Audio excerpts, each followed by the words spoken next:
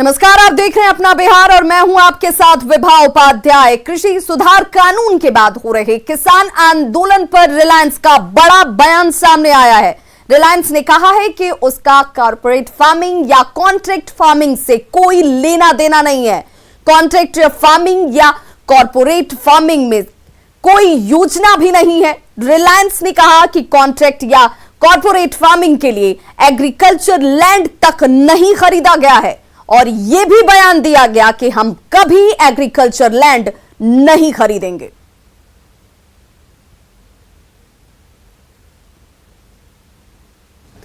तो रिलायंस का बड़ा बयान देखिए, कॉन्ट्रैक्ट फार्मिंग से कोई लेना देना नहीं है, कॉर्पोरेट फार्मिंग से कोई लेना देना नहीं है रिलायंस का। क्या कुछ बड़ी बात है? कॉन्ट्रैक्ट फार्मिंग का कोई इरादा भी नहीं है। कॉन्ट्रैक्ट फार्मिंग के लिए जमीन नहीं ली गई। अपने स्टैंड को साफ करते हुए रिलायंस ने यह बड़ा स्टेटमेंट दिया है। कॉन्ट्रैक्ट फार्मिंग या कॉर्पोरेट फार्मिंग की कोई योजना नहीं है। कॉन्ट्रैक्ट या फिर कॉर्पोरेट फार्मिंग के लिए एग्रीकल्चर लैंड नहीं खरीदी गई। हम कभी एग्रीकल्चर लैंड नहीं खरीदेंगे।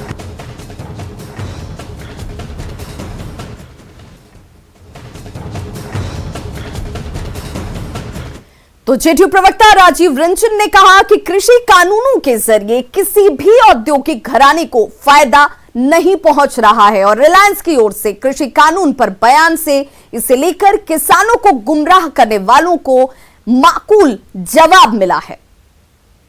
पंजाब एंड हरियाणा हाईकोर्ट में रिलायंस ने बिंदुवार औद्योगिक घरानों को कृषि बिल पर होने वाले फायदे को लेकर अपनी स्थिति स्पष्ट की है और बिल्कुल साफ साफ कहा है कि केंद्र सरकार के इस कानून से औद्योगिक घरानों को फायदा पहुंचाने जैसी कोई बात बिल्कुल ही झूठ है और इसीलिए इन तथ्यों को तोड़ मरोड़ करके रखा जा रहा है। और मुझे लगता है कहीं ना कहीं ये जो घटनाक्रम है, ये निसंदेह आंदोलन को जो लोग गुमराह करने वाले राजनीतिक दलों के इशारे पर काम कर रहे हैं, उनके लिए ये एक माकूल जवाब इस बयान के बाद आ गया है।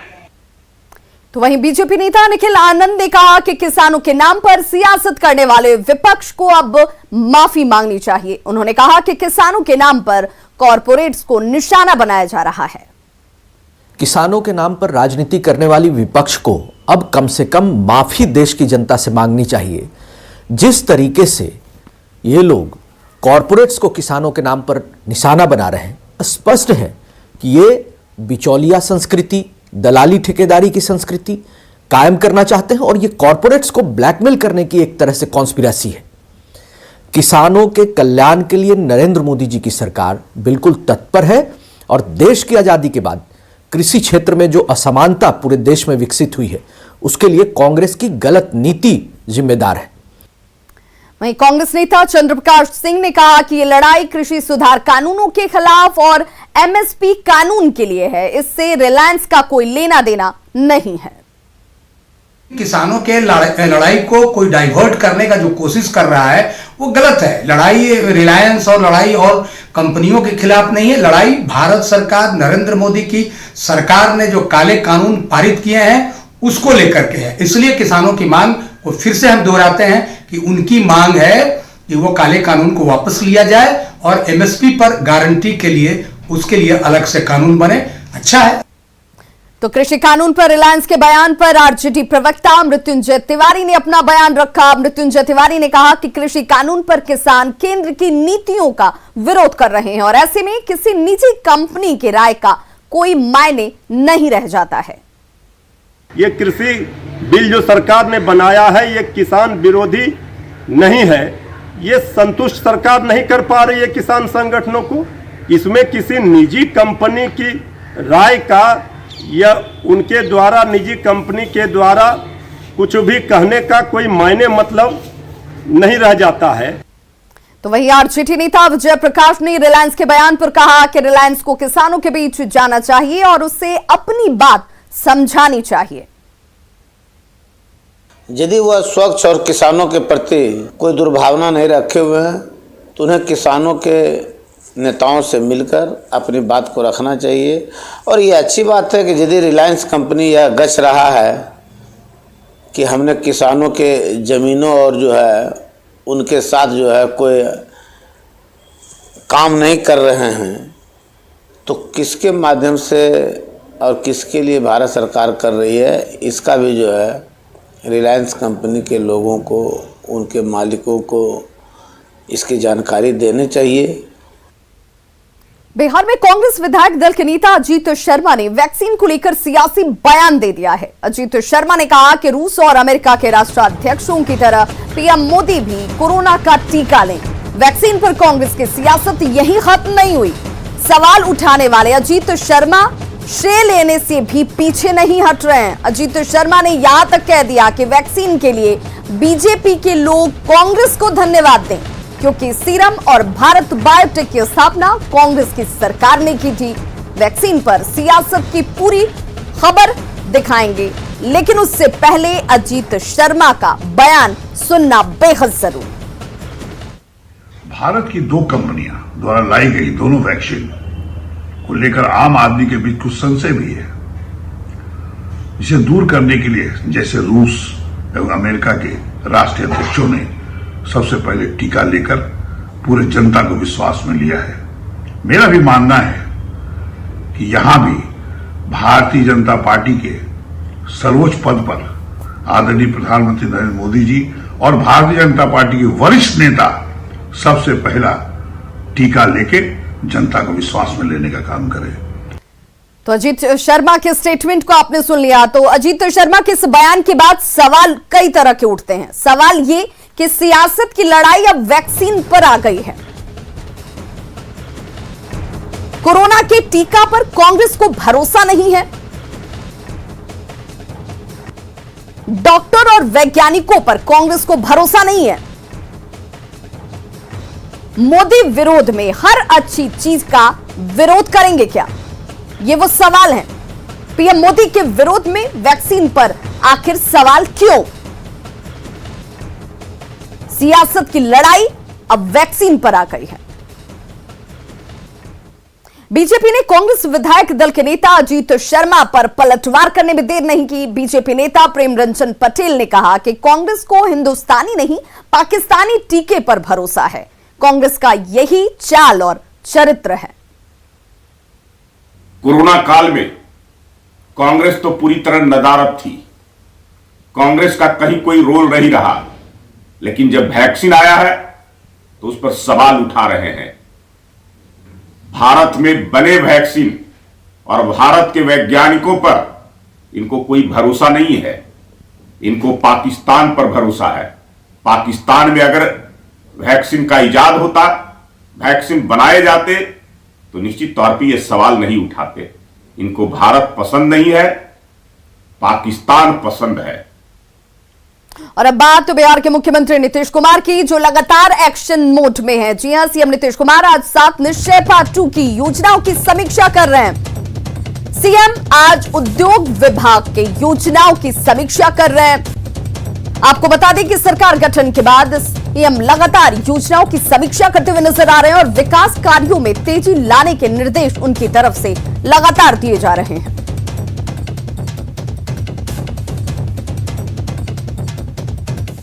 बिहार में पुलिस विभाग की बड़ी लापरवाही सामने आई है। यहां 2 साल से 120 डीएसपी पोस्टिंग के इंतजार में बैठे हैं। 23 महीने के बाद भी ट्रेनिंग ही अभी तक चल रही है।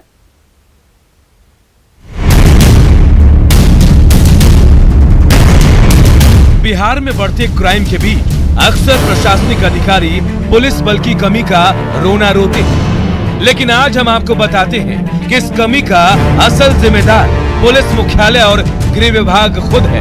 56वीं और 59वीं बैच के लगभग 120 डीएसपी स्तर के अधिकारियों की ट्रेनिंग शुरू हुई।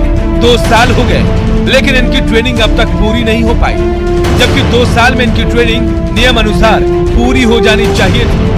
पुलिस एसोसिएशन का भी मानना है कि पुलिस बल की कमी की वजह से तैनात पुलिस कर्मियों पर काम का बोझ ज्यादा बढ़ गया है। बिहार में लगभग 1 लाख की आबादी पर 100 के आसपास पुलिसकर्मी है। संख्याएं कम है और संख्याएं जो कम रहेगी तो निश्चित तौर पर पुलिसकर्मियों का आज के डेट में जो कार्य है, और बिहार में सुशासन की सरकार है, अपराध नियंत्रण के लिए पुलिस दिन रात प्रयासरत रहते हैं, तो एक पुलिस के पास लगभग 60-70 केसे हैं। विधि व्यवस्था की बहुत सारी ड्यूटी है, तो वर्कलोड तो निश्चित तौर पर है। 2 साल के ट्रेनिंग के दौरान 1 साल के लिए सभी पुलिस अधिकारियों को फील्ड में ट्रेनिंग के लिए भेजा जाता है, लेकिन 2 साल के बाद अब उन्हें फील्ड ट्रेनिंग के लिए भेजा जा रहा है। पुलिस ट्रेनिंग एकेडमी की माने तो कोरोना की वजह से ट्रेनिंग रोकी गई, जबकि दूसरे राज्यों में आईपीएस और दूसरे पुलिस पदाधिकारियों की ट्रेनिंग कोरोना काल में भी लगातार चलती रही। जानकार भी मानते हैं कि 2 साल के बाद ट्रेनिंग को फिर से बढ़ाना मिसमैनेजमेंट का सबसे बड़ा प्रमाण है। ये मिसमैनेजमेंट कहा जाएगा, चाहे कारण अभी तो एक कारण तो ये कोरोना वायरस का अभी चल गया है फरवरी से। लोगों का ट्रेनिंग को आम तौर पर बाधित नहीं किया जाता है, तो ऐसी स्थिति में मैं समझता हूँ गवर्नमेंट का फाइनेंशियल लॉस भी है और एक लॉस ऑफ एनर्जी है। जहाँ स्ट्रेंथ की कमी हो वहाँ तीसरे साल ट्रेनिंग में लगा दिया जाना, इसे विधि व्यवस्था पर भी असर पड़ेगा। हाँ, असर पड़ेगा ही, क्योंकि अभी यंगस्टर्स हैं, नया ट्रेनीज जो तैयार होते हैं, उनसे उम्मीद की जाती है कि वो काफ़ी ऑनेस्टली और सिंसियरली काम करेंगे और अच्छा आउटपुट देंगे पुलिस विभाग को। यदि इस तरह का विसिएट होगा, डिलेड होगा ट्रेनिंग में, तो हम समझते हैं कि उसका बेनिफिट स्टेट गवर्नमेंट को या सोसाइटी को नहीं मिल पाएगा। अब सवाल है कि 2 साल की ट्रेनिंग अब तक क्यों नहीं हुई पूरी? क्यों नहीं हुई 12 महीनों से फील्ड ट्रेनिंग? दूसरे राज्यों में होती रही ट्रेनिंग, तो कोरोना के नाम पर बिहार में क्यों रोकी गई ट्रेनिंग? पुलिस बल की कमी का कौन है जिम्मेदार? संजय कुमार, न्यूज़ 18 पटना। वहीं बड़ी खबर इस वक्त दरभंगा से आ रही है, जहां पर घनश्यामपुर थाना के कमलपुर में 32 साल के बम झा का शव बरामद किया गया है। तस्वीरें आपके सामने। शव पर जख्म के गहरे निशान हैं। परिजनों ने हत्या कर शव को फेंके जाने का आरोप लगाया है। हत्या के बाद आक्रोशित लोगों ने विशुनपुर में शिवनगर और सुपौल मार्ग को जाम कर दिया है। आक्रोशित लोगों की तस्वीरें आपके सामने। शव को सड़क पर रखकर प्रदर्शन किए जा रहे हैं।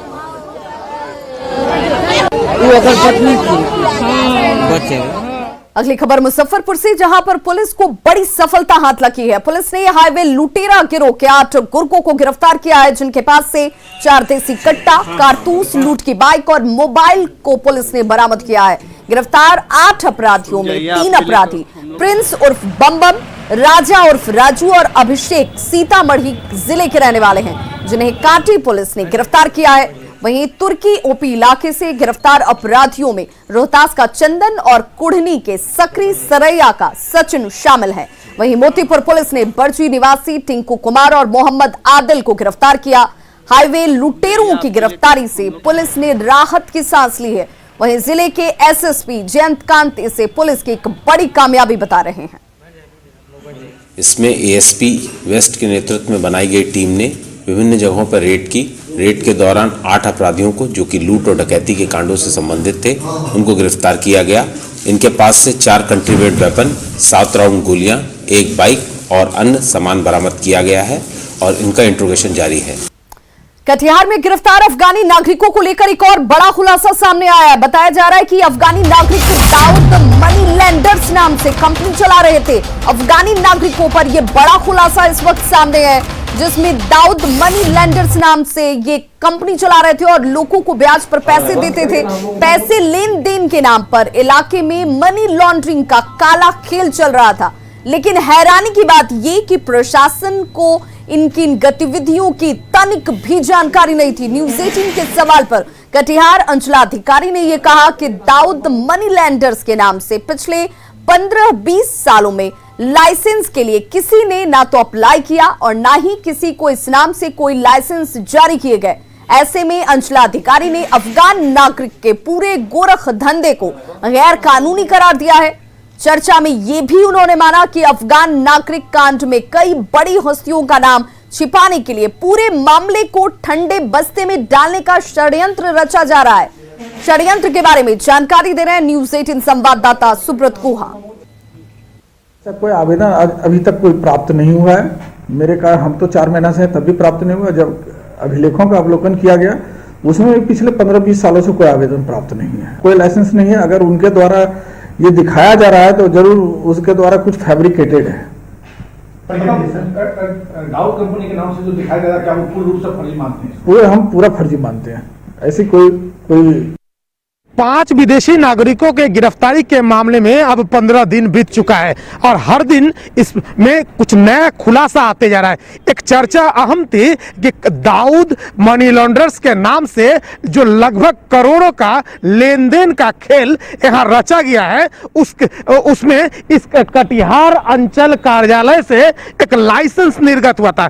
सूत्र के हवाले से ये खबर बहुत तेजी से फैल रहा था और कटिहार के कई अहम व्यवसायी भी इसका चर्चा कर रहे थे। लेकिन हम लोगों ने इस कार्यालय में आकर इस बारे में जब तहकीकात की तो अंचल पदाधिकारी, जो इसके सक्षम पदाधिकारी होते हैं, उन्होंने यह साफ कह दिया कि ये जो दाऊद मनी लॉन्डर्स की चर्चा है ये कोरी बकवास है और ये पूरी तरह झूठ है। इस तरह का कोई भी कागज कभी भी इस कार्यालय से कभी भी निर्गत नहीं हुआ। जहां तक चर्चा है जो साहूकारी नियम का, उसके हवाले से अब तक कटिहार में कभी भी किसी के नाम से कोई लाइसेंस निर्गत नहीं हुआ। इस मायने में यह साफ हो जाता है जो भी सूद ब्याज का खेल कटिहार में चल रहा है वो कोरी तरह से बकवास है। और विदेशी नागरिकों के मामले में भी जो यह चर्चा है कि अंचल कार्यालय से इन लोगों के नाम पर सूद ब्याज का लाइसेंस इशू था, वो भी कोरी बकवास है। सुब्रत, न्यूज 18 कटिहार। और देखिए, ऐसे में कई सवाल उठते हैं। सवाल ये कि मनी लॉन्ड्रिंग के खेल से आखिर प्रशासन अनजान क्यों है? काले खेल में कौन कौन से बड़े लोग शामिल हैं?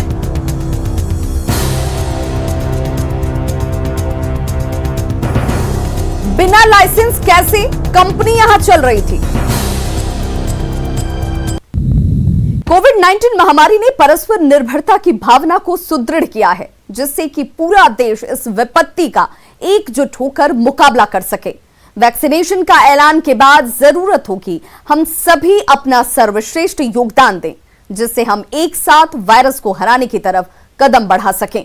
और नेटवर्क 18 इस मुहिम में हर कदम पर आपके साथ होगा। जब तक सभी सुरक्षित नहीं होते तब तक कोई सुरक्षित नहीं होगा। इसी सोच के आधार पर हमारे कैंपेन संजीवनी का लक्ष्य यह सुनिश्चित करना है कि वैक्सीन पाना सभी भारतीयों का अधिकार है।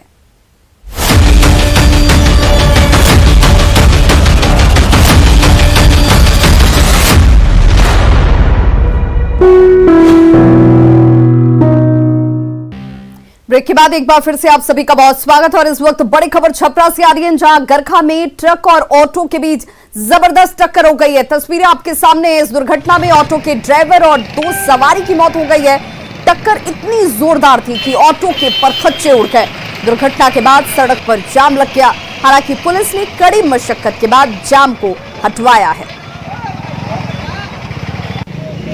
सुबह 5 बजे निकले हुए हैं वहां से टेम्पू लेकर के, और ये लगभग साढ़े 7 बजे गांव में ये खबर गया है कि इनका एक्सीडेंट हो गया है। कैसे एक्सीडेंट हुआ है? ये ट्रक वाला मारा है इनको। इसमें कितने लोग की मौत हुई है, पता चला? नहीं, गंगा सिंह का एक्सपोर्ट डेथ हुआ है। बाकी 2 लोग अज्ञात है। अब कहाँ से वो लोग चढ़े हैं ये मालूम नहीं है। गोपालगंज शहर को जाम से निजात दिलाने के लिए केंद्र सरकार ने बड़ी पहल की है। बंजारी चौक से हजियारपुर तक एलिवेटेड कॉरिडोर के निर्माण के लिए जल्द ही टेंडर की प्रक्रिया शुरू की जाएगी और मार्च महीने से 2.7 किलोमीटर लंबे कॉरिडोर के निर्माण का कार्य शुरू कर दिया जाएगा। जानकारी दे रहे हैं न्यूज 18 संवाददाता मुकेश कुमार। गोपालगंज शहर को जाम से निजात दिलाने के लिए केंद्र सरकार ने पहल की है। और अभी आप देखें कि अभी हम खड़े हैं शहर के बंजारी मोड़ के पास, और बंजारी मोड़ के पास ये जो ओवरब्रिज का काम है वो पिछले 3 साल से ठप है।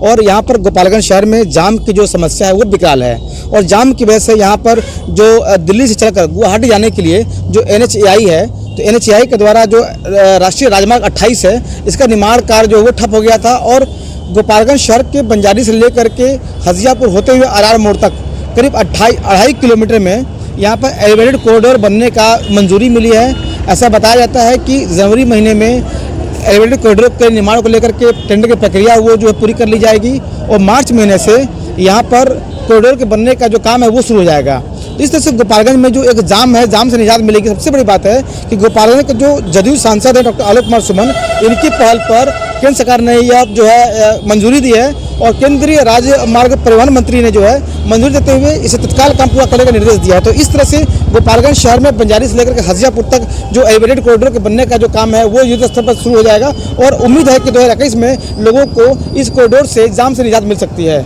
मुकेश कुमार, न्यूज़ 18, गोपालगंज। हाजीपुर में पुलिस का बदरंग चेहरा सामने आया। मामला सदर थाना क्षेत्र का है, जहां थाना प्रभारी के साथ पुलिस टीम एक युवक की तलाश में उसके घर पहुंची और जब युवक नहीं मिला तो घर की महिलाओं के साथ मारपीट शुरू कर देते हैं। पुलिस की गुंडई सीसीटीवी कैमरे में कैद हो गई। देखिए आपके सामने वो तस्वीरें हैं जो सीसीटीवी कैमरे में कैद हुई। कैसे पुलिस वाले महिलाओं के सिर पर पिस्टल तान के उसे धमकाते हैं। इससे भी जब उनका मन नहीं भरा तो बाल पकड़कर महिलाओं को पीटा जाता है। देखिए पहले पिस्टल तानकर धमकाया गया, ये सब जोर जबरदस्ती महिलाओं के ऊपर और किस तरीके से हाथ छोड़े जाते हैं इन महिलाओं के ऊपर, घसीटते हुए इन महिलाओं को ले जाया जाता है।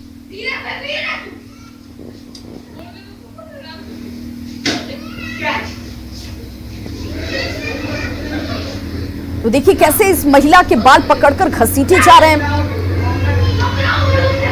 महिलाओं के साथ पुलिस की ये बदसलूकी की तस्वीरें उनकी कार्यशैली पर सवाल खड़े करती हैं।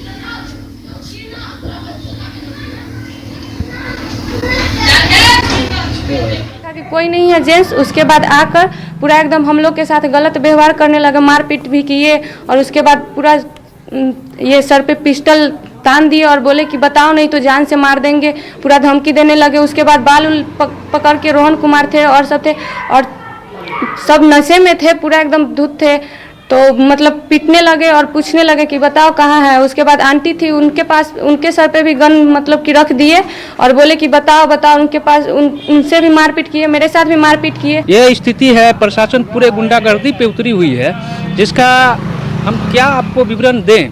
ये तो साक्षात है, कहने की कुछ बात ही नहीं है इसमें। कैसे फिर मामला सलटा?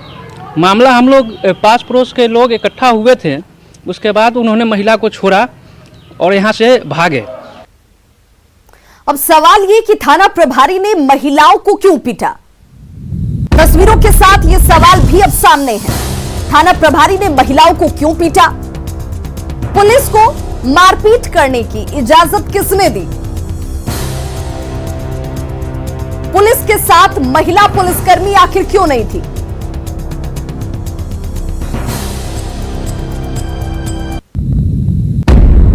तो खबरों का सिलसिला लगातार जारी, आप देखते रहिए न्यूज़ 18 बिहार झारखंड।